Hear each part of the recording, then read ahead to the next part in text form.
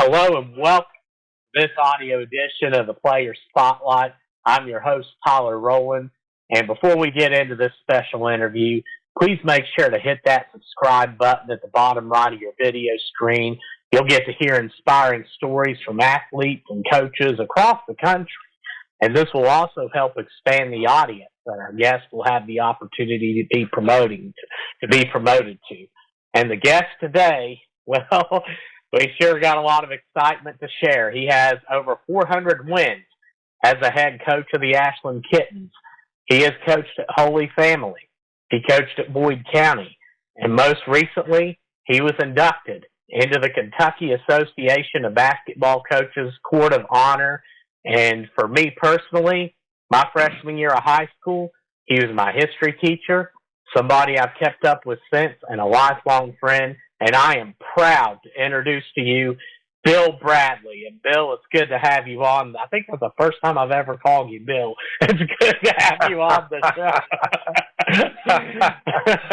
Well, it's sure a pleasure to be with you. Yeah, we're definitely great friends, and I remember teaching in high school. But one of the first things we did together was when you were doing some games for the semi-pro team, the football team. And you took me up there and watched them, and we had a great time doing that. Ever since then, I thought we had a great relationship. Gosh, those were good times. Yeah, because that's right. You and Dale White came up there, and yeah, that was a great. Because I saw Dale coach before, but never actually got to know him until that game. And then and selfishly, I don't make this podcast about myself, but selfishly, I'm always going to get to say that the first basketball game that I ever got to be on was for you and for Mandy Lane. So, and that's something I truly treasure. And let's start off, Coach, talking about your years, because your career, just the way you've impacted people. Let's start off talking about some memories. When I just mentioned Holy Family and your playing years, what comes to mind and some of the memories you have from there? Well, all the years I played or coached, I think I was part of the golden eras of so many schools. Start with Holy Family. In the 70s, we beat Ashland 71 when I was a sophomore, and played them tough for several years between that. And, of course, we beat them in 1980 to break their Ashland 51-game regional winning streak. And, it was always we were always under Bill Carroll, who was a great coach, legendary really around the 60s region if you ask people. And very disciplined, no turnovers, take care of the ball, half-court man-to-man defense. And when practice, we never went past half-court. We stayed in half-court the whole practice until it was time to run wind sprints. So then we'd take off running. But, we get physical. And, in fact, my senior year, we got a big fist fight with Hank and St. Joe. You get two Catholic schools together. It's not a very pretty sight. And a couple guys got thrown out, suspended. And but we played that way. We just played to win and played hard and rough. And but that 80 team, that was a really special team, and they upset Ashland. They said it was an upset, but I thought we were as good or better that year with Art McCullough, Dave Lane, Daddy Phillips, and those guys. And we beat Ashland. Now, unfortunately, we didn't have much time to celebrate because we played them in the regional final a week later, and they paid us back and beat us in the finals. Yes, and when it comes to, and first off, when it comes to your time at Holy Family, I know it's a style of ball you play. You've emphasized a lot of disciplined cuts to the basket. You had a very methodical way that you coached, and would you say that that's the primary place that you developed that mindset?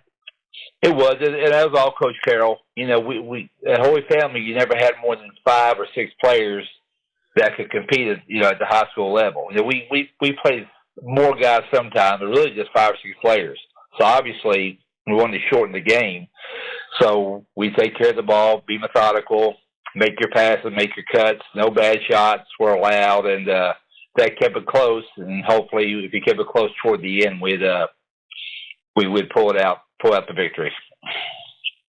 And I have to ask you about that 1980 game because, my gosh, you look at some of the Ashland teams from the 1970s, 1980s. I mean, you had a Final Four team. I mean, with Ashland one of those years, and the teams with Swift and all them, and winning, because I think it's some of the district championship wins that are historical. Like you think of 2003 when Ashland, and this was after Beach and Sergowski, they come in as a massive underdog. They trail 31-17 at halftime against Rose Hill.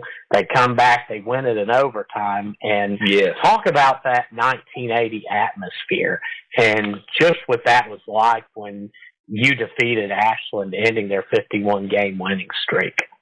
Well, we knew that team was special from about fifth grade on.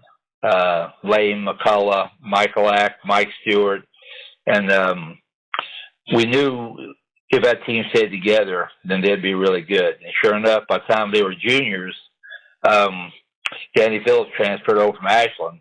And we had John Bauer, too, my brother Joe, and Jim Bailey. They went eight or nine deep. And we knew we could compete with Ashland. And they beat us a couple times real close. But then the year that we were really good, in 80, for a strange coincidence, they couldn't settle on a contract. So Ashland wouldn't play us that year, regular season. So what should have been some great regular season games never materialized because, quote unquote, the contract couldn't get settled. Of course, from our side, I just didn't want to play us, But, neither here or there. We knew we'd see them in the district sometime. And sure enough, in the district, we were really pumped up to play them because they wouldn't play us regular season. This is our chance to not only pay them back for that, but also bust up the 51-game winning streak that they had. And Lee, you said they were very solid teams all throughout the 70s, and nobody beat Ashland around here very often. So to win that game, it was at Summit Junior High, where the district was that year. And that was a tremendous win because they had Tipton, they had McCauley, they had Dirk Anders. They were loaded. And but we pulled out the win, and we had a great celebration that night. Yeah, and that was because I remember they had a big front line, just real tall down low, and when you look at Holy Family, also, Coach, how big at the time? Do you recall how many? If you had to estimate, how many kids attended the school? Probably grades in 80, probably grades 9 through 12, probably had 65 maybe. And, all Holy Family kids, There wasn't any, what was the team downstate, the boys team that had like 16 boys in the whole school, and 10 of them were D1 players that one year for the boys team. I can't remember what, it was a really small school, but there wasn't none of that. It was our kids, like I said, fifth grade on, and, and it was a really, really good time. The kids got along great. Coach Sherman, who was the head coach, did a great job with X's and O's. And, that coach, who I coached under, I like to say, I learned something every coach I was under. One, Bill Carroll set the standard for my style of play that I wanted to incorporate. But the first year I was under Randy Mason, and we weren't that good that year. Maybe won 7 games that year. But going toward the districts, we just totally concentrated on 2 teams for several weeks, Boyd County and Ashland. And we scouted, and I learned from him how important scouting was. And that year in 78, Boyd County and Ashland met in the finals of the regionals in the district. We only had 3 teams, so we had 2 shots at it. We drew the first game. And Boyd beat us by 2, and Ashland beat us by 1, I think. And there's no way we should have been that close. But Randy taught me about the importance of scouting and how important it was. And, of course, later on, we really did a good job with that, with Phil Wittick doing all my scouting all those years. And, of course, his people all around the state would call me for Phil Wittick's scout reports. That's how good he was. Yeah, let's talk about Phil a little bit, because I remember one time, and in 2020. And at the time, I was just so invested. I mean, and I've often discussed this publicly, but that was a year after my dad passed. I was kind of in a depression. And I remember that year I said, I'm going to get as involved as I can in sports. And I remember one night I just kind of got this idea. I'm like, you guys cool if I tag along for you when you scout? And I thought it was so cool. Just Whittick just had, it was Boyd playing at Rowland. And of course you had Boyd with Hawley Painter, Rowan with Haven Ford, and you could just see like Phil the way he concentrated on the game. What is it as an assistant to you? Talk about just what he brought to the table, because I know he was one, and I never had him for history class either. But my gosh, everyone that had him for history loved him. Yeah, he was a great teacher too. That's number one. Coaches should be teachers, and Phil was a great teacher in high school. He taught AP a few years, AP history, and did a great job with that.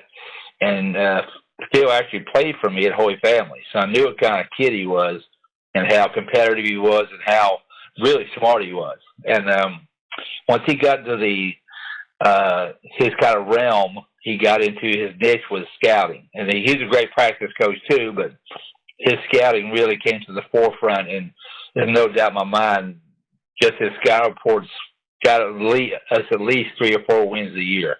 Both the little intricacies he gets from the teams and the matchups he come up with, and he's a competitor. He did not like to lose, and really losses over all the years bothered him more than it did.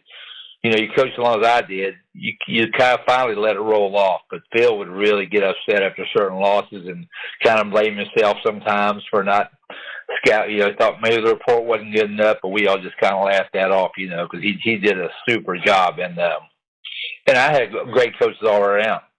I had Brock Walter, had Brian Hall, had Steve Cook, Coach Kim Owen, who could have been an unbelievable head coach, but just didn't want to do it. She was a unbelievable coach for me. Then they had Jordan Smith, who was an ex-player, coach for me, and Stephanie DeWitt coaching me. And, of course, you mentioned Dale. Dale was there the whole time, too. And he brought that Maroon Mafia-type attitude because he was Ashland through and through.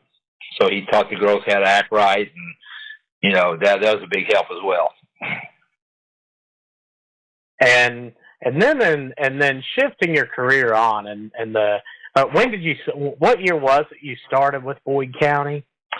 I was I taught or coached a year as a GA at Livingston University with Steve Dodd, and I liked it okay, but you had to. To me, you had to pamper those college kids too much, and I'd rather go back to the high school level. Well, luckily, Phil Pratt found out about that, got a hold of me, and he said there might be a teaching position in Boyd County. So sure enough, I went to Callisburg Junior High when the position came open, and that was 86, 87. And that's where I started my career with Roger. And then I was with him 15 years, and we went to 10 regional finals and won 6 of them. And it's funny, at the same time, I throw this in there as well. My first year teaching in Callisburg, I had the 9th grade team. And that was a great team, too. Wes Crawford, Pat Hedrick, all those guys. You might know some of them. But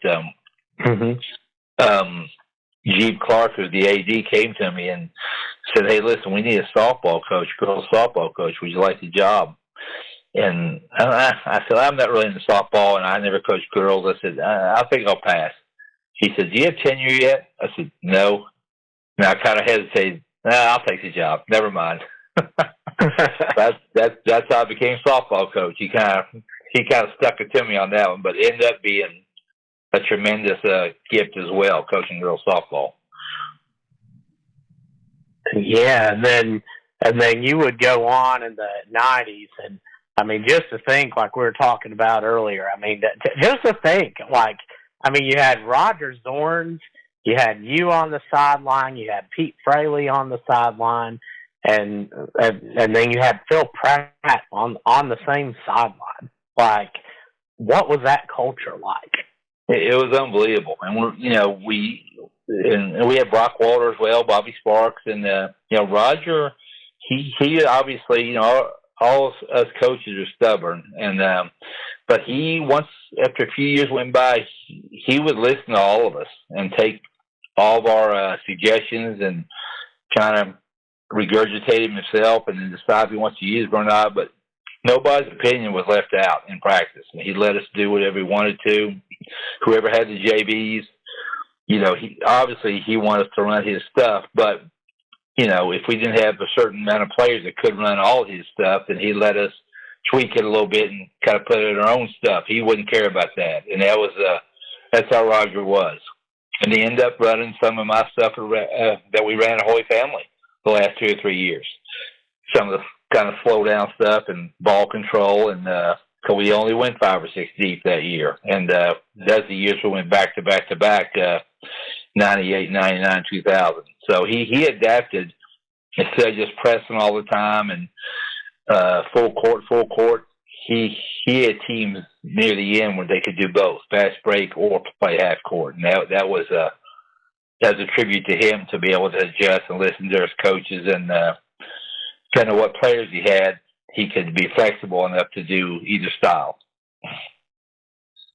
Yes, it is interesting, like how coaches, like how they evolve, because it reminds me of a little bit Mike Flynn at Ashland. Very similar situation. Like he came in as this run and gun guy he scored his first year. He had more 80-point games his first year, or as many than he did his remaining 8 seasons combined at Ashland. I didn't know that. He adapted more to that controlled pace, and of course Zorn's one of the greats with 500 wins, and that's interesting stories. And talk about what it was like being a part of those. Those 98 to 2000 teams. You think of course, Brian Biggs and some of those guys that were on those teams. Talk about that and just the culture and what that was like. Because, you look at the 2000 teams, my gosh, gave Antoine Barber and good company in the first round, gave them everything they wanted. They'd win 2 of the next three by double digits and then go on to win the title. Yes. Well, you could almost go, you mentioned Coach Flynn, really goes back to 90 when we won our first regional when I was with Roger. That was Wes Crawford and those guys. And we actually played by Flynn's team in the state tournament. And, he went 10 deep and he'd run and run and run. He subbed 3 guys every whistle and eventually wore us out. We had to leave at halftime, but they ended up beating us. But that kind of really started us going. Of course, mid-90s, we had Frank Lee, Casey Sparks, Chad Stevens, all those guys. And then, of course, like you said, the last 3 years with Tyler Zorns, Adam Young, Caleb Stewart, Brian Hall, like you said, Brian Biggs. Those guys just knew the game. Their IQ is very high basketball IQ, all those guys. And the old saying, success breeds success, is definitely true in the 90s for Boyd County. They fully expected to win every game they went into. We played the number 1 team in the nation at Louisville Gardens in 90. Wow. You can look it up, 98 or 99, I think. And, there were a lot of D1 players on that team. And, we weren't big with Tyler and that bunch. We weren't tall. And, we ran the ball control, and I think they beat us by 4, maybe 54-50. You can look that up if you want to, but it was a great game just to show you could kind of like Princeton playing one of those big wig teams in the NCAA. That's kind of how we felt, and we almost pulled it off. But that was a great game as well. Yeah, I'm actually looking it up on the KJSAA site right now to look it up, and I'm curious to see shifting gears a little bit too, Coach. Let's talk about your when you became the head coach of the Ashland Kittens. What led you to want to take that job? Well, we had, of course, I knew Mark Switz anyway from the old days, from the Ashland days and Holy Family, and we played a lot of wild ball together. So he knew what kind of guy I was, and I loved the game, and knew we did a great job at Holy Family, and he saw success I also had with the softball with girls. I don't think he would have asked me to coach the girls team at Ashland if I hadn't had the softball job at Boyd County. And he saw the district championships we won there, and the only regional championship that Boyd County's ever won, we won in '93. And I think that helped too. And then I think the job came open. He kind of got a hold of me and said, you might want to get an interview. So he interviewed it very well with Miss Ledford, who's the principal, and they made a decision to bring me over. And I wanted to take a shot, and I was ready to be head coach again. You have a basketball team, and it worked out right off the bat. I had like you said, a great team with Ashley Renfro, Stacy Runyon, Lindsey Green. And real quick about Lindsay, her 3-point percentage that year was, I think, 47%. And I don't know if anybody that has shot that well. And you're the stat man. You can look it up, and I like to know if anybody has shot better than that for the whole year. She averaged 17 or 18 a game, but shot right at 47%, I believe, from the 3-point line. And but that was a great team. And like you said, I had the first great couple of years, and then had Tasha Henry in 2004, and then East Carter with Hager's team really put the hurtings on us in the regional tournament. It was like 56-28 or something. And that's the year he went to state tournament and won a game. I think at least one game. I don't know if he won two, but he won one. And that was a great team. And then we graduated our starting five there, and then just went through a little, how you go through cycles where the talent's not quite there. But the girls, one of our favorite teams coaching was the year we went 3-23. Those girls worked hard every day. They were competitive. We didn't get blown out many games, but they came to practice every day. The attitudes are great, and that I won't say they set the foundation for what became later on, but their work ethic definitely carried on to the next couple of years. And then when the ball started rolling, that group was just as much a part of it, even though they just won 3 games as anybody because of the perseverance and what they did to get through that season. Yeah, that's got to be tough, especially at Ashland. And you mentioned that season, and one of those wins I'm looking at comes against Rose Hill. And, of course, Rose Hill was up and down. A really good team, though. And, of course, you have Emily Queen, who would go to Middle Tennessee, Laura Terry, who would go to Louisville. And, of course, now I see both doing a lot of things in our area for sports to this day. And talk a little bit about that, because that had to be very satisfying for you to be. It was here. I think we played them either the first or second game of the year, and we knew that we were down, and they were really good. And because we graduated Tasha Henry and Courtney Hieronymus, York Salmons, those people we graduated. Pam Farrow was a great player that graduated. So we knew it might be tough. Well, they came out and they beat us like 84-43 or something. And it was bad. And then we knew this might be kind of a tough year, guys. But again, we muddled through it. So Phil Wittick really scattered Rose Hill like he did every game. But we decided to come up with a couple of different junk defenses. We tried a triangle and 2. Then we played what we call a tandem in 3, where a girl's at the foul line and one on the baseline, and just kind of be 2 rovers roaming around. And it's just one of those games that they shot bad, and we kind of rolled the dice, letting certain girls shoot, and we ended up beating them by, I think, 57-52 or something like that. A long time ago, but that's close to that score.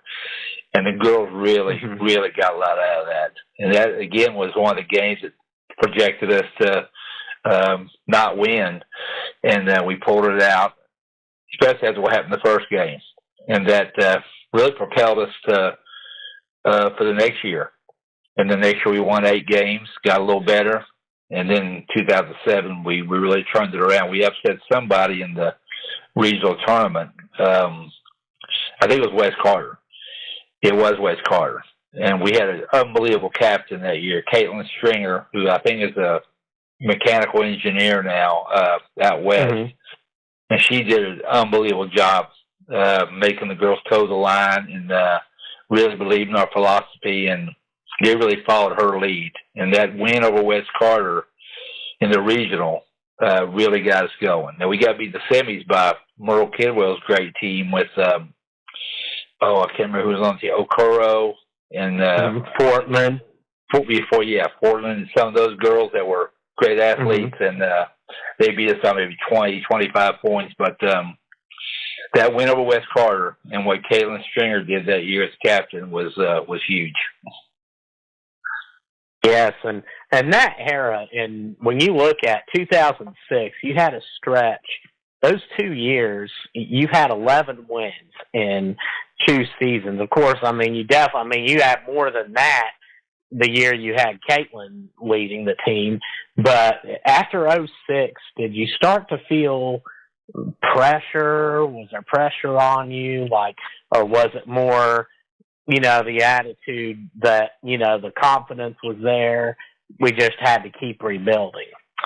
No, we knew we had a good young team coming.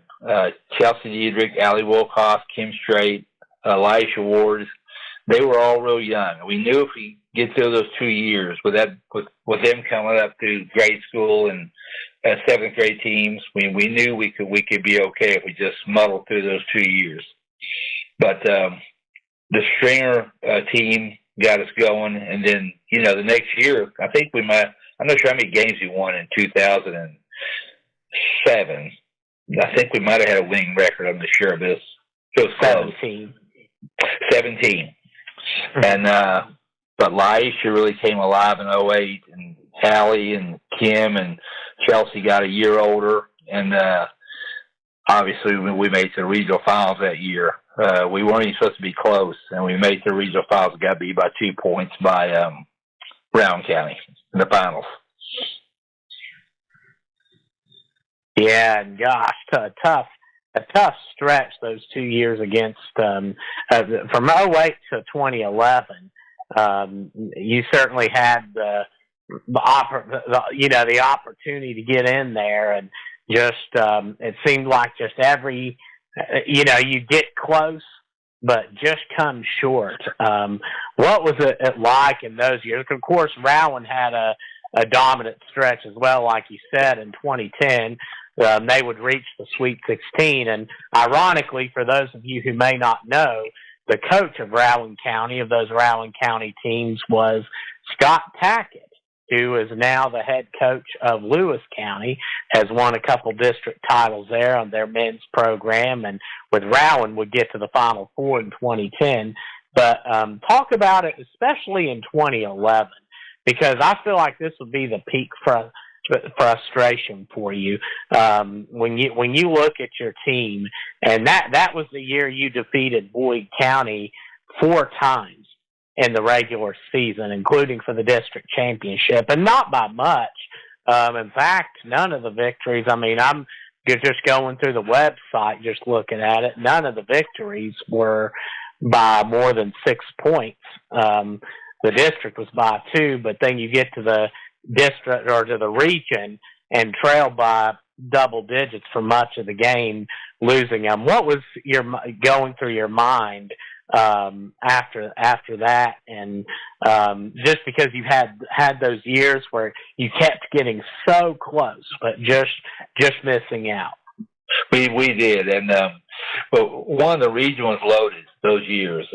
Brown was good, East was good, Boyd was good, West was good, and Hot Brown won it all in 2000. Rose Hill went to the state finals in one of those 2 years. Scotty went to the Final Four, so the whole region was tough. But when 2011 came along, we really thought that was our chance to win. And I think if each game, like you said, was close, I think each game got closer, like 6-4-3. And then it's funny because Pete got kicked out of the game before the districts. So he couldn't coach in the districts. And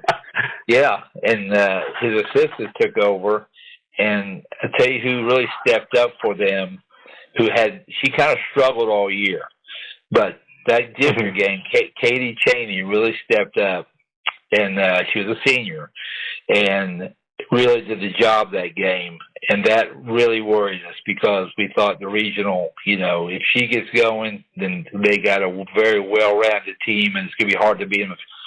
Hard to beat somebody 3 times, and then 4, and you had to beat them again. And sure enough, they came out ready to play, and I think we got a little foul trouble, I think, as well in the final, but they just beat us. There's no doubt who the better team was that night is Boyd County. And but yeah, so I blame Pete's getting kicked out for them winning the regional championship. Yeah, but the good thing is the next year, I mean, you would not be denied.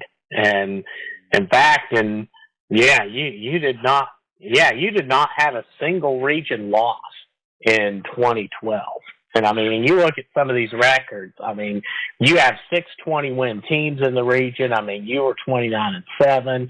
Fleming County, they were really good at that year, 26-6. I mean, Rowan was still performing really well under Coach Tackett.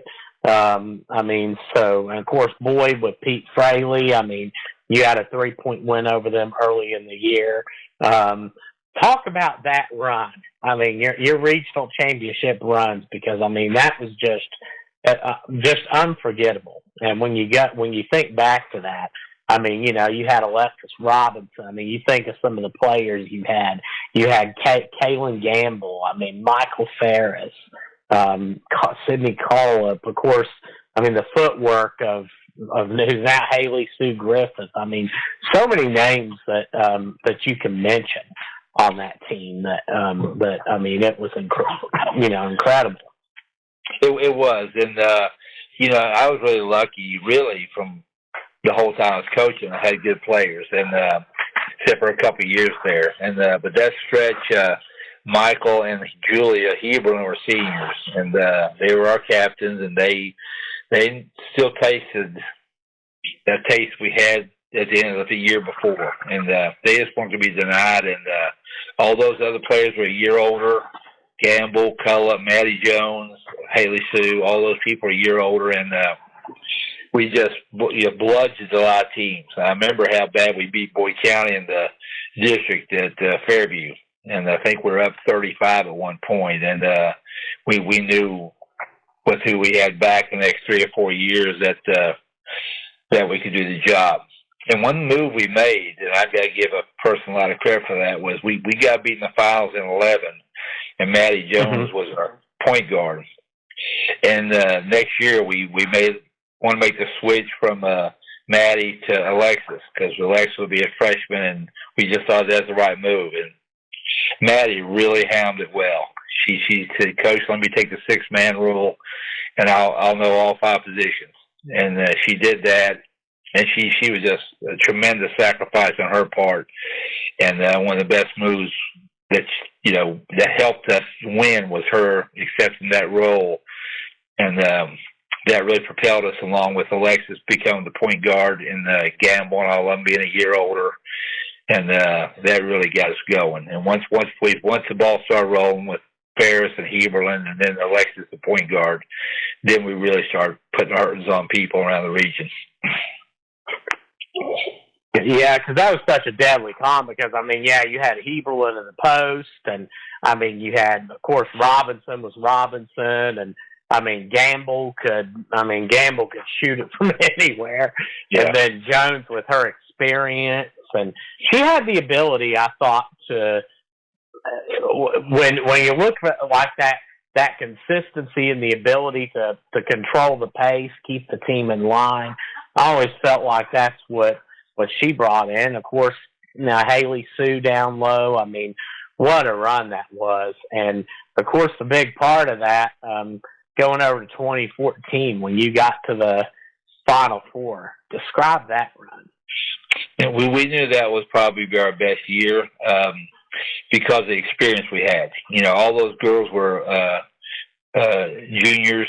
They've all been 2 or 3 year starters. They've all tasted victories. They had some huge wins over big teams around the state, and we thought that was our year. And we actually got beat though in the districts by Boyd, and that really bothered me right after the game. But Alexis didn't say much. She just did what I told her and went on. She barely said words during the game. The spokesperson for several of those years was Sydney Cullop. I talked about Caitlin Stringer being a great leader, and Sydney Cullop was right up there with her. She was a really great captain. It's funny, some of these captains are so great. One's a dentist, one's a mechanical engineer, one's a lawyer, and so on. But that year, we got beat. And again, Lexi didn't say boo the whole year, but she saw me and came up and said, "Coach, we got this. No problem. We'll get them next week." And once she said that, I really calmed down. And sure enough, she led us to the victory in the regional final. And then once we got to state, I think we were ranked like 12th or 13th out of the 16 teams down there, and Henderson County was 3, I think. And we upset them. We controlled tempo and had a really good game. And then we beat Danville in the quarterfinals. But in that game, Shelby Grasberry, who had 26 points the first game, that was really her coming out party. And she had that ability all those years, but she didn't mind taking time a backseat to Alexis and Kaylin Gamble and all those, Haley Sue, and she just did her thing. She hustled, she played defense, but she really exploded in that first game. And that got us a shot thinking we could win this whole thing. And then she blew her ankle out in the second game, and she tried to play in the semifinals, but she couldn't go. And then obviously we fell behind early by about 16. Then we cut to 4 in the third quarter against Louisville Butler.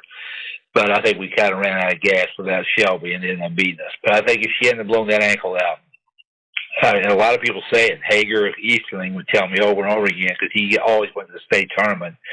He said, "Coach, you don't blow her ankle out. You guys are state champions." And we really still believe that. But, injuries are part of it. Picasso blew her knee out. And my last game as a coach, regional final, Kenley Woods, we have a 10-4 lead in the first quarter, and she throws her shoulder out, so she's out for the rest of the game, and we end up getting beat. So that's part of it. What Pete went through last year, injury wise, was absolutely horrible. Yeah. Hager Easterling one year had the most dominant team without a doubt. His point guard, who was their best player, blew her knee out. Ashley Baldwin, I'll never forget that. And they ended up not winning the region. And but we've all been through it. But that was one that I'd like to see what would have happened if Shelby hadn't blown her ankle out. Yeah, and taking a step back, you mentioned how you felt after that Boyd County loss and that loss to Boyd County in the district championship. In the region, of course, you'd open up with a win over Lewis County. That was no doubt about it, a tough one, and you would beat them by 4. You would beat Fleming County, and then to win the regional final, you had to beat an East Carter team that was 31-3 on the year. One of their only losses was they lost to Boyd, and then they lost to Elizabethtown, who made the state championship game.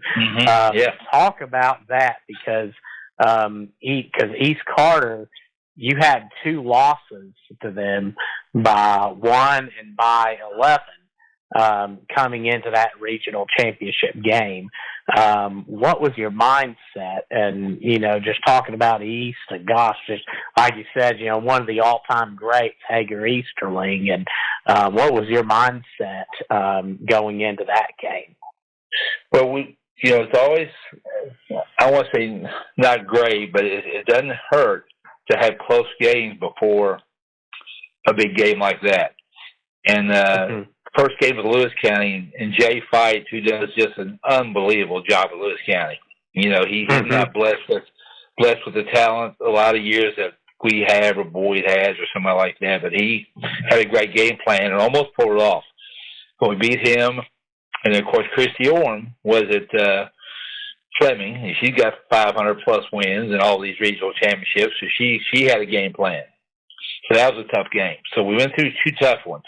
And I think that really helped us for the final game against East Carter. And we knew how good they were. They were ranked like 5th in the state or something like that, and 31-3, whatever they were. But the two games we had were really good games. And we knew it'd be physical. In fact, I recall two great players, Chris DeMayo and Mikasa, getting double technicals at our place.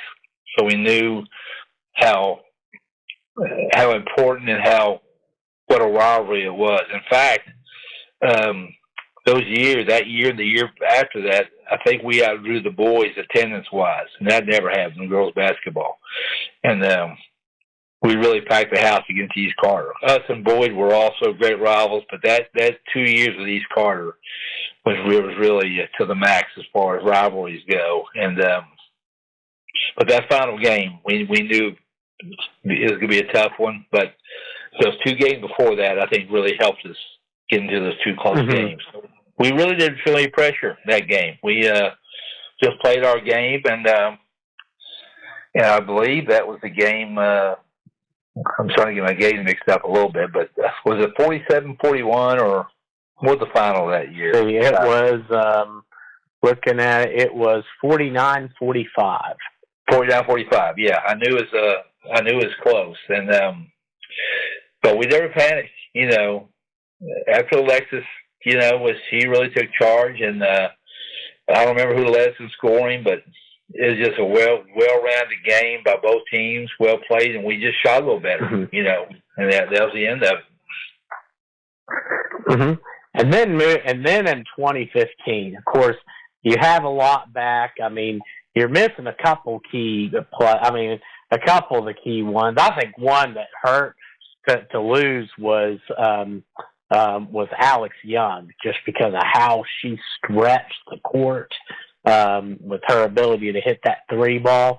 But you bounce back 2015 again. I mean, a lot of the same crew. And I'm just going over here, just look at this.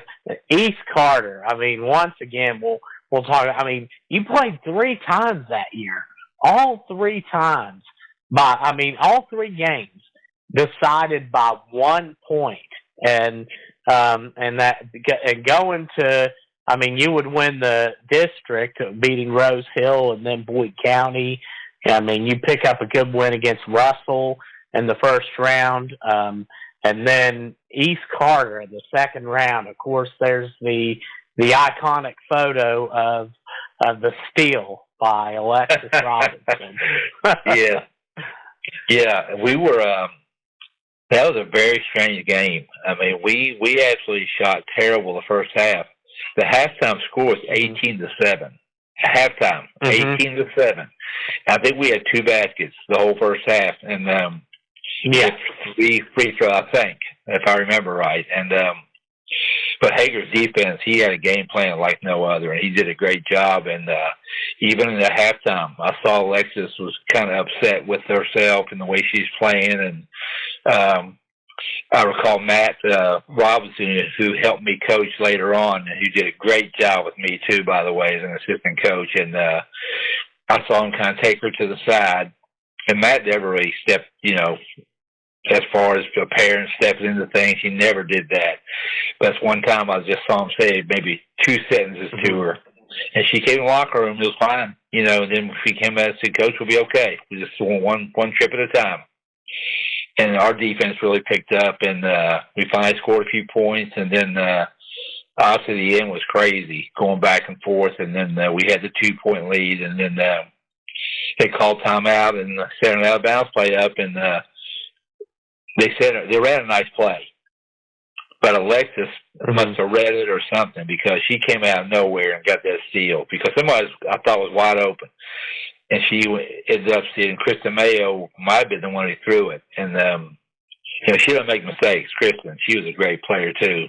But I think Alexis kind of deked her into things and did a late switch or something and got that steal. And then, like you said, the famous photo, Tager leaning back and Alexis whooping it up and Haley in the background clapping. And that was a great, great win for us. One of the best I ever had. Yes, and you look at the teams that you defeated in that tournament. I mean, Russell, of course. I mean, Mandy Lane. I mean, Mandy with he picked up her 4th regional title this year. I mean, Hager Easterling, who's won one with 500 wins under his belt. Christy Orem, you beat in the finals that year, Fleming County. Christy's no stranger to Rupp Arena. I mean, what a region that was. And I know you get to the first round of state and Henderson County playing them, and Henderson County, of course, they had and God bless them, unfortunately, the flooding that hit. And I mean, of course, because I think there was a fundraiser even for them before the game that the community participated in, and if I remember right, and that night with Henderson County, quite frankly, I don't think Caitlin Clark was going to beat Henderson County that night. The way they came in, just the mentality that what they were representing and what they what they were standing for, just with the flooding and representing their community proud. Yeah, and there's one team I didn't want to draw because of how we had them the year before, and that we do have the extra fire as far as that goes too, but they just outplayed us. I mean, it was a close game. I think they beat us by 4. I think. Mm-hmm. It was a tight game all the way, and we just missed the shots we normally hit from the 3-point line. We had good shots the whole game, but good scoring into it. When I saw the draw in January, whoever wins our regional and plays Henderson was going to win. They won the region every daggone year down there, but we knew that'd be a tough game because they'd have the juices going because we beat them the year before. And sure enough, they took us down. But we battled, and that was a great year. I think we were in the LIT that year, as I recall, and we upset. Was it that year? Well, you may could help me out a little bit, Tyler. You beat Butler, because you had Warren Central. You beat Butler, and then just came close to beating Mercy. Yes, correct. And I think you beat him at some. Yeah, you beat him later in the year. So you that was LIT. That was LIT. We beat him in the LIT. And who we play the second game in the LIT? Is that in there? The E-Town? Butler. Okay. And you would avenge the loss from the year before. Yes, correct. And but that team, Caitlin Hammond started, and we just didn't have much offense besides our first 4. I think Caitlin played every game and got a lot of minutes and averaged like 0.8 or something. But she was a great defensive player, and she knew her role. Pick setter, rebounder, defense. But we didn't quite have the offense that we had the year before. And tell you who else we missed was Chelsea Woodson, because she didn't come back that year to play for us. Yes. Yeah. She was probably, in all my years at Ashland, the best one-on-one defender we ever had. And we really missed her too. Wow. Yeah, and then you would go on, and that group would graduate, and essentially you would have the core for, the next few years. And some of these players, we're talking early on. You look, of course, you had Mikasa. But then you had, you had to at times put, I mean, eighth graders in some heavy situations, on the court. I mean, of course, you had Morgan, you had Julia Parker, I mean, Jada Miller, that class that was starting to come up. Of course, I know you'd have a down year or two, but you were still you were a team that could, that could beat anybody you played. We did, but we just didn't have the enough scoring to get us over the top against some of the top teams. We competed almost every game, and again, we made it to the finals my last year, and I don't know if anybody expected us to do that or not, but people like Miranda Martin, Michaela Martin, some of those kids that played for me. Just played their hearts out, went through injuries, knee injuries. They both had ACL tears and worked their tails up to come back. And Emma Fulton was a good player. Like you said, Morgan really battled, had some great games. Julie obviously was a great shooter, and just didn't quite have enough to get us over the top. But every team I had, I thought competed and played to the best of their ability, and all his coaches very happy with every team we coached. Yes, and you talk about in that stretch you had Mikasa Robinson, and Mikasa, who just recently accepted an assistant coaching position at Marshall, and of course very exciting for her. I mean, of course she's going to be coaching under somebody that's, I believe, has had a national championship at the D3 level. And talk about her and what it was like coaching her. Well, it was great. I mean, early on, she was kind of Alexa's little sister, and she kind of put her under her wing, But she always loved defense. Of course, when she became older later on, we made her shoot the ball. And I think she had 43 one game, 42 one game, and her last game as a senior, I think she had 29 against Boyd County regional final. So she took whatever role we asked her to do, and then didn't bat an eye. And that was after she blew her knee out. She missed almost the whole season with a knee injury, and she came back, I think, for a couple of games. And in fact, I think she came back to the regionals, and I think we took somebody to the overtime, maybe Russell, I think. Russell. It was Russell, yeah. And we got beaten overtime, but she battled through it, and she was a great leader, and especially by example. She didn't have to say too much. It's kind of one of those teams where she led by example, but somebody got out of hand. We had Sarah Reimer. I'm sure you remember Sarah. She was kind of Mikasa's. She was kind of Mikasa's hitman in the locker room. If something needed to be said, Sarah would take care of that. Nobody messed with Sarah. But Mikasa was unbelievable.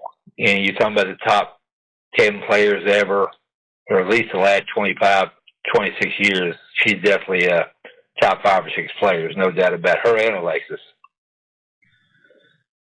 Yes, they had an incredible bunch. I mean, you had a lot of players that did stuff that contributed in ways that did, like, you would never see it on a stat sheet, but it would have the biggest impact on a game. Yes, and of course, as a moving forward a couple years, as a father, with Morgan, how did it feel to see a game? She had, I think it was against St. And I'm going to go look this up. I think it was against St. Joseph's, but of Ironton, if I remember right. But she had something like 18 or 20 rebounds or something in that game. I'm looking it up. There was one game she put up like Wilt Chamberlain numbers. I remember. Yeah, Mo was one who probably should have shot more, and I probably should have got her the ball more if you look hindsight. But she was so unselfish, in basketball and in soccer. Again, just a coach's delight to have, and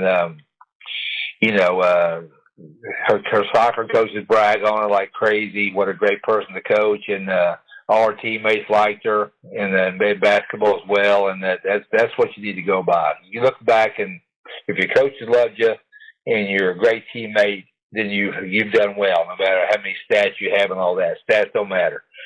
If you're there for the team and put the W first, then that's what counts. And that was Morgan. She didn't care who shot the ball, but she got on a roll. She could do some damage. I think she did have 20 points, 20 rebounds one game, and she's left-handed, so she's kind of hard to guard sometimes. But she was a great player, and they went to the Final Four in soccer her senior year, and people forget that. They had a great soccer. Yeah.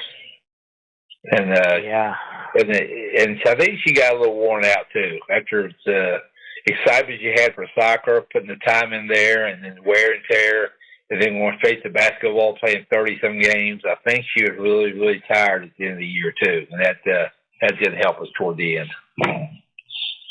Yeah, because that's soccer, gosh, and that 19 team, I mean, something else. Undefeated for the regular season, like you said, got all the way to the Final Four. I mean, something that is not an easy thing to do. And because that was a fun one thing about Morgan, because I always liked watching her play, because one thing that is often underemphasized in today, especially in today's game, is interior passing. And if you got it in there to her in the post, you couldn't collapse on it, because she knew how to find Michaela Martin or whoever was under the post to get them the basketball. She did. Her IQ is very high in both soccer and basketball, and she knew the game. And even now, we'll discuss a game if Louisville plays somebody. She goes to Louisville. She graduates from Louisville, just graduated, in fact. But we'll talk about the game, and she'll pick out stuff she saw that even still impressed me today. How much she knows about the game, basketball, and she talks about her sorority playing in leagues, and she's all wanted to ever play basketball. So they'll get beat 50-30, and she'll have 29 points because the other girls never played basketball before. But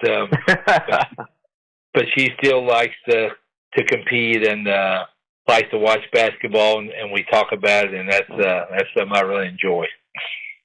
Mm-hmm.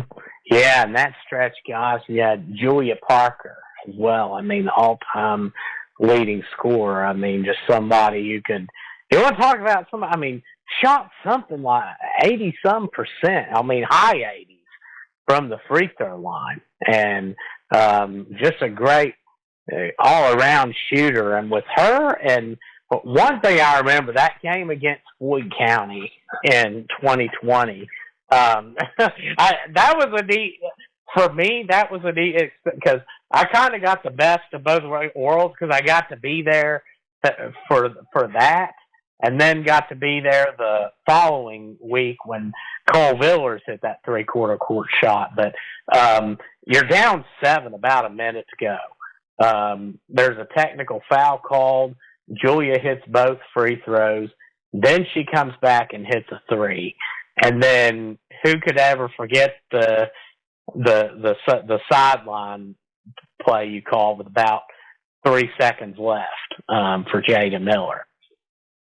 Yeah, Julia hit the free throws, and then that 3 she hit was actually from the volleyball line, which is about 7 or 8, maybe 9 feet behind the 3-point line. She just launched it and went in.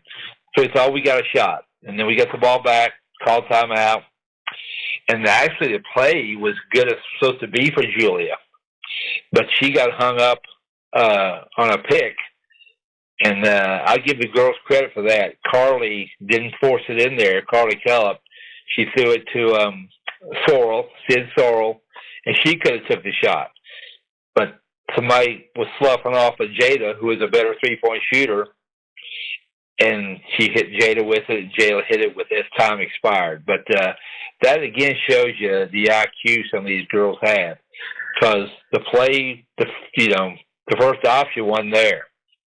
And there's always a second option, but a lot of point guards would just throw it and try to force it into Mo or Julia. But they read the play, and they stepped out and guarded it.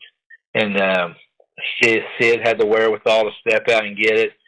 And then Jada calmly was there spotting up, and Sid found her. And then, but I give Carly, Sid, and Jada all the credit on that one. And she hit that shot right.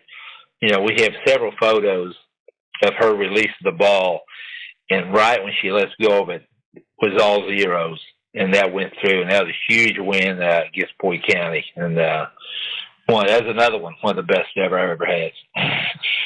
Yeah, because that was so neat. Because Jada Miller, and I was actually, because that's when I first started working with Dickie Martin, and he had me that game. I think he was trying to teach me stat keeping, and we never really talked about it, but I think at the time he was trying to teach me stat keeping, important for announcing, of course, and I come there, and he had me, because he was at the boys game against Rowan, and it was kind of funny because I texted him with a minute to go. I'm like, yeah, man, we're down 7. And then all of a sudden I'm like, you won't believe this, Ashland is did Jada, what was so fascinating about that was Jada was 0 for 5 from 3-point range that game until her last shot. So she wasn't even expecting to shoot the ball then. No, but she, obviously we give Jada the green light no matter when she's open. She knows, and she knew that, and she knows that's our philosophy about her 3-point shooters. And but it was just a clutch shot. She didn't panic, and she hit shots like that before. She hit a bunch of them in the I want to say district final one year. She hit 2 or 3 threes, and that's what somebody nicknamed her big shot Jada, and she wasn't afraid for sure. And but that was a great team win. Morgan was very happy that game. Of course, her and those Borders girls had just such physical games, slamming each other to the floor and throwing elbows. And the Borders kids were great kids. I know the family really well. But you step between the lines, you're the enemy. And of course their cousin was Savannah Wheeler. You know what kind of assassin she is on the court. So that goes back to a long way. They got a family history of being competitive. Back to the Callisburg days, because their mom was a Caldwell, and those Caldwells from Callisburg, you look them up, they're legendary athletes in Callisburg.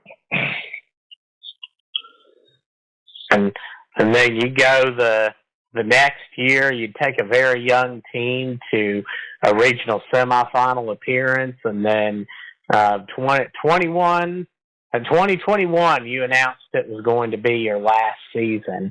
When was it that it kind of hit you? Had you been thinking about it for a few years, or when did it kind of hit you? A little bit, not too much, until we got beat in the semis that year, and then we had to go to summer ball. And once summer ball hit, it kind of hit me it'd be nice to have summers off again, back in the old days. And then once September hit, and it's getting close to time for practice, and the grind in the weight room and the running program and all that before the season starts, that's why I knew, it wasn't real fun showing up to that kind of stuff. And if I knew we'd won for that, it'd just be a matter of time if I didn't want to go to practice. And but I knew I could suck it up one more year, and we gave it our all. And again, I had a great staff of Matt Robinson, Phil Wittick, and some of the other ones, Dale White, and they did a great job. And just didn't pan out the way we wanted toward the end. But they gave us our all. We had a shot to go to the state tournament on my last year. It was a storybook ending, but naturally Pete had to screw it up for us. Yeah, old Pete.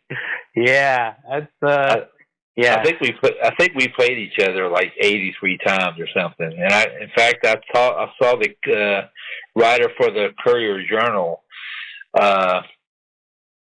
about that kind of stuff. Have you ever heard of two coaches playing that many games? He said 80-some. He said girls basketball. He said not even close. And one, guys don't last that long coaching girls. So you just don't see it. to give it up and try to go to boys. But y'all stuck it out and we're playing 80 sometimes. That's kind of freaky what the guy said, but we had a great rivalry, and we're pals, and I see Pete retired, and he's going to kick back a little bit, and he'll still be athletic director, but he had a great career. Yeah, Pete Fraley, 28 seasons in Bowie County, and that was your last game there. I mean, just looking at it, and I mean, seeing it, and just looking at it, I can't describe the feel, like seeing you and Pete talking before the game, and just thinking about, I mean, my gosh, the hundreds of wins, I mean, between you two, and I mean, each with a Final Four appearance in the state tournament. Like, I mean, it really just had a neat feel to it, and then you would retire, but I think we could put retire in quotations because you still stay pretty busy. Oh yeah. My wife Laura, who is she always hangs over me. Well, I kind of let her hang over me. She won a regional championship when she was point guard for Bowie County, and she got a banner hanging up at Bowie County gym with a number on it.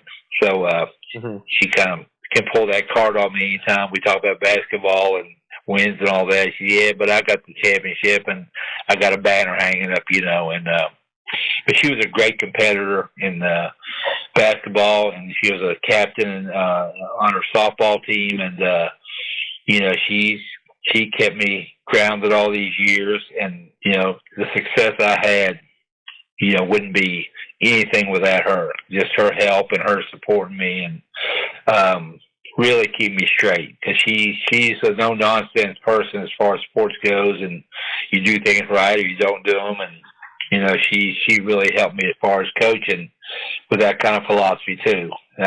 She wouldn't let me get up too much on a win or let me go down too much on a loss. She just played, hey, game's over, let's go to dinner and start up again tomorrow. And that's the end of it. That's one thing about me and Morgan too, and Laura kind of taught me that. Once the game over, it was over. Morgan and I, not one time ever did we talk about the game after a game. Never did. We were dad and daughter then. See, the bell went off. We're dad and daughter again. We never talked about it, never looked over film, never watched film together, never looked at our stats after a game. And if I had to give one piece of advice to anybody who coaches their son or daughter, that's what I'd give them. And Laura taught me that too. Game's over, go back to your life. Next day in practice, get on it and get on it again. And that's the philosophy I'd give to any young coach who's starting off that has a kid that he's going to coach, or any level, little league or buddy league or anything, any sport. I'd give that advice. Mm-hmm. If you were starting like as a coach in today's time, like if this was your first or second year coaching, or better yet, if you could go back and tell yourself, and talk to Bill Bradley at Holy Family when he first started coaching, what would you tell him? Just to stick with your philosophy that you want, treat people right. You always hear you got to treat all the players the same way, and you really can't do that because everybody's different. I talked to somebody who coached an AAU team, and he asked me about coaching. That's why it's different for me, because you guys get to handpick your team. You have 8 or 9 players. You practice twice a week, and you're good players, and you play games. With us, it's every day. It's a grind. The kids are going to school. They have boyfriends, girlfriends. Whether it's a boys team or girls team, it doesn't matter. They have good days, bad days, and sometimes you got to treat people different. Treat them fair, but you don't have to always have to be the same. And when I first started coaching, I thought these are the rules. That's it. You don't follow them. There's no bending. It's different now. And also, what's different is when we grew up and played at high school, you know, the coach told you to do something, you did it. You didn't ask why.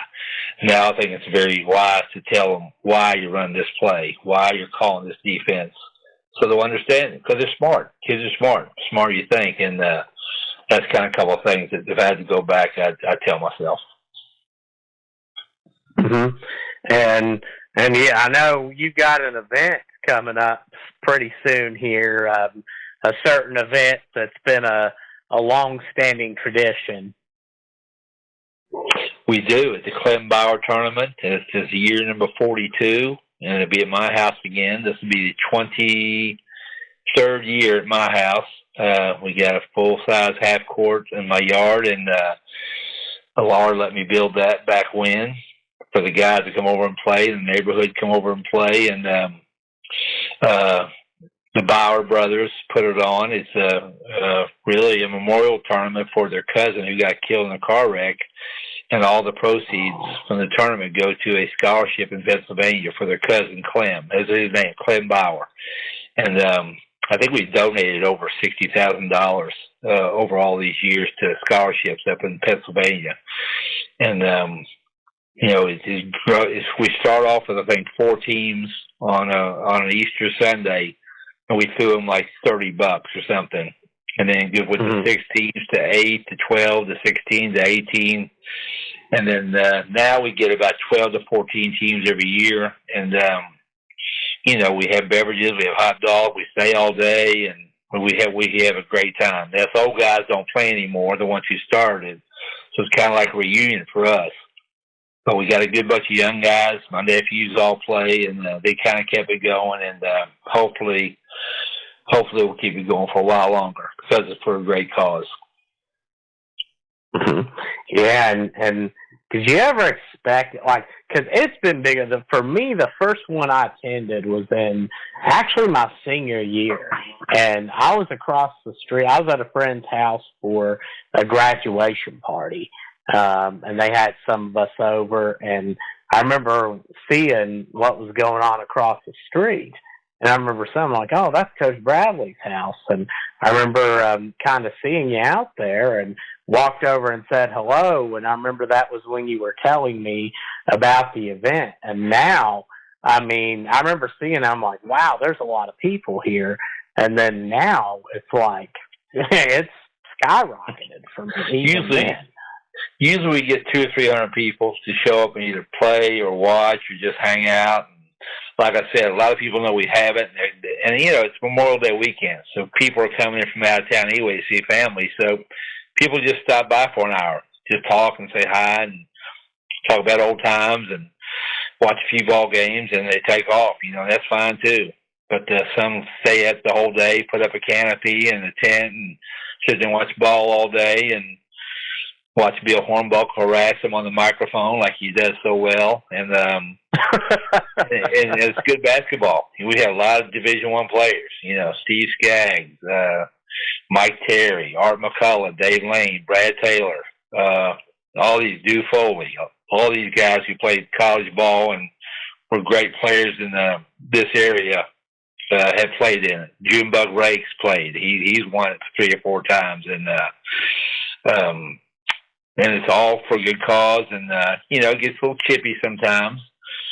But we always have one of Ashland's finest in uniform, close, just in case, and they take care of business if things start to get out of hand, but it never does. You know, people know it's for a good cause, and it's just basketball, but they play to win, there's no doubt about it.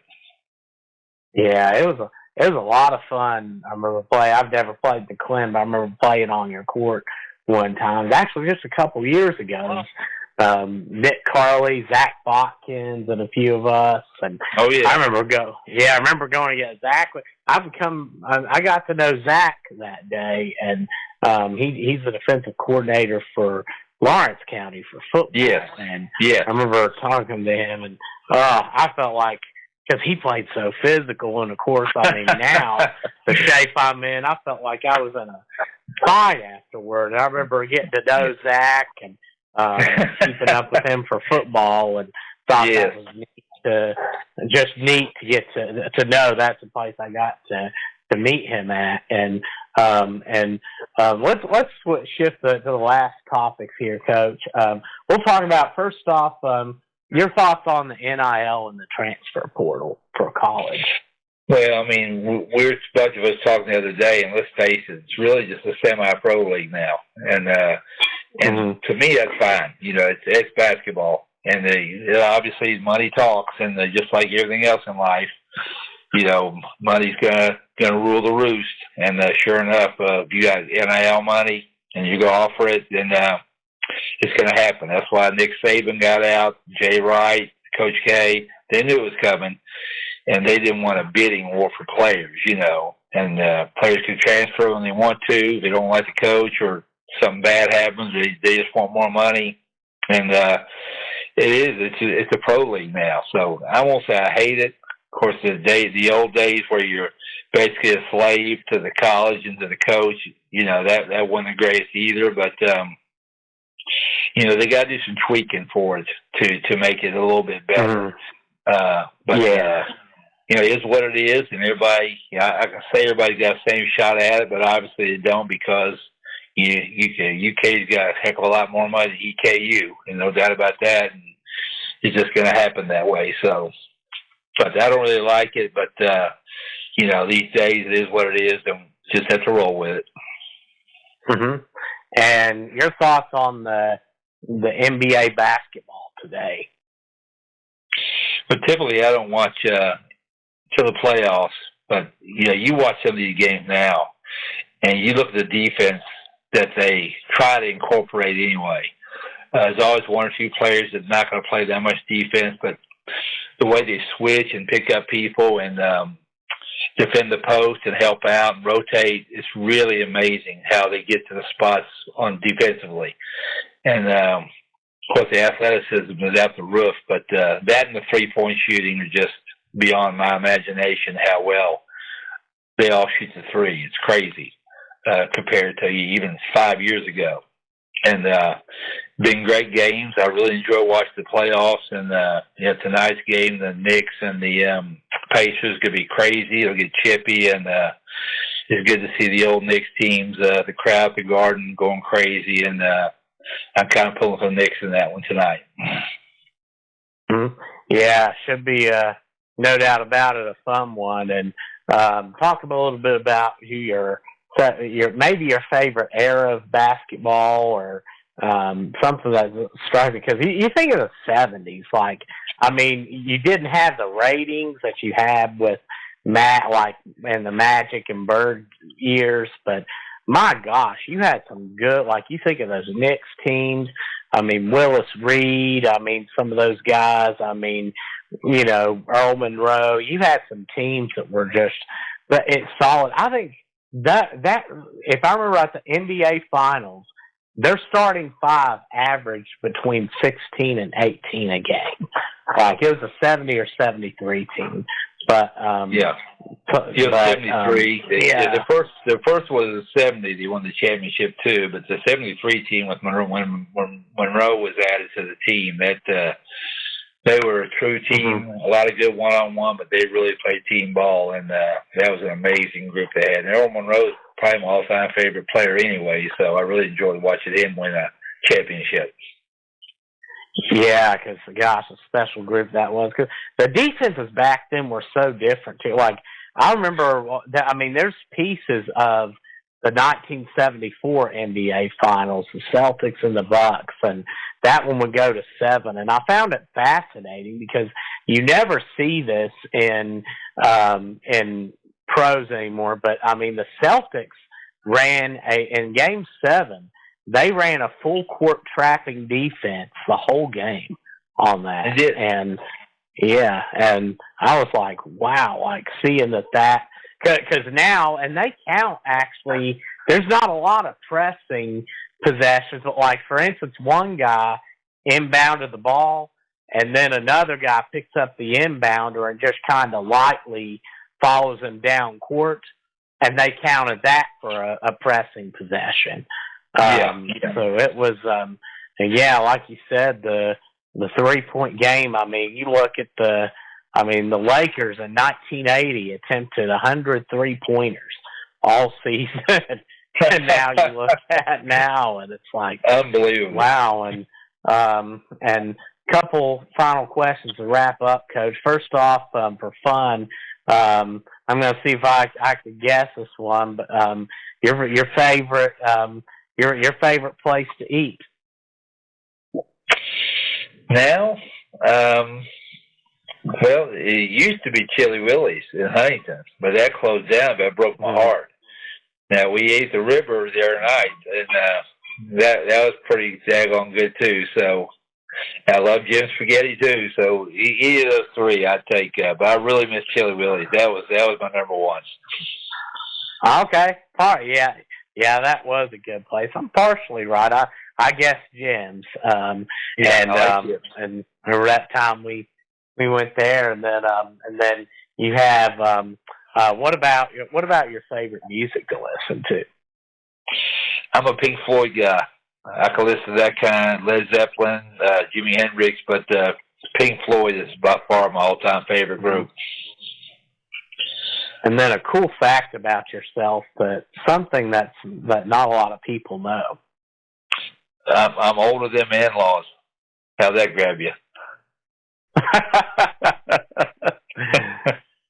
Yeah, and you figure that out. Yeah. and then last question, Coach. I usually say, you could certainly give some shout outs. This is a regular in the interviews, but Matt, or any message you'd like to leave to the community?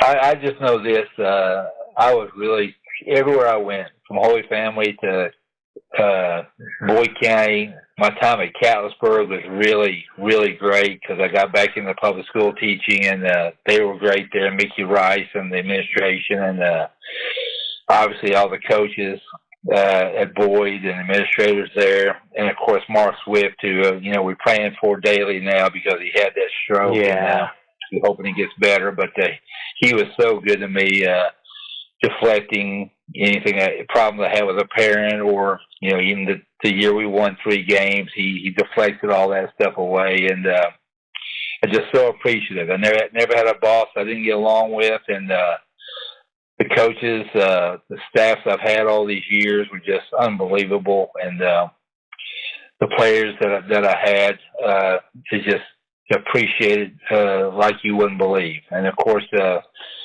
base of it all again was my grounder, I'll call her, was my wife Laura, and she got me through a lot of stuff. And but I want to thank everybody, Dickie Martin to anybody, all my principals I had, and guys like you, and Tony Canute. Tony was so instrumental in girls sports and softball, and he covered us when we won our regional championship in '93. And real quick on that one, by the way, it might have been the hardest one to win because we had to go to Pikeville 3 nights in a row on a bus, 9 degrees, and win 3 straight games. And that team did that. Wow.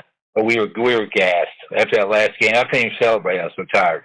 And but that was a great win. But again, I just so appreciative of everybody. And again, guys like you and the sports guys, Rocky Stanley, that was with me forever. And my first year coaching as head coach, he was his first year at the ADI, and so we went through a long time together. And but I just appreciate everybody. I'm very, very, very lucky, man, to have the profession I was in, and to the timing and the luck I had for the programs I was involved with, and the teams I had, and the people I was able to coach and coach with was simply amazing.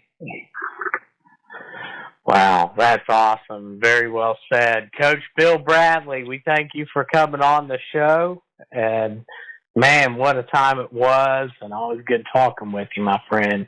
Hey, you come to the Clem? I'm sure planning on it. I definitely love to drop by. I came there. I had a basketball event last year, but the year before I got to go, and I'm excited this year to come by again. It's always such a good atmosphere, and plus, I've been getting out. I've dropped about 20 pounds right now, so I've been getting out doing a lot more, and in terms of my health, and yeah, definitely look forward to making the trip out there. Well, if you're starting to behave, then I'll keep you at one hot dog. How about that? Okay, yeah, we'll roll with that. Sounds good. Well, we want to say thank you for being on, Coach, and thank you all for watching. And remember to please subscribe to the channel. It'll help our reach with athletes and coaches and give us a wider audience to market them to. And we want to say thank you all. God bless you. And we will see you soon. Good night, everybody.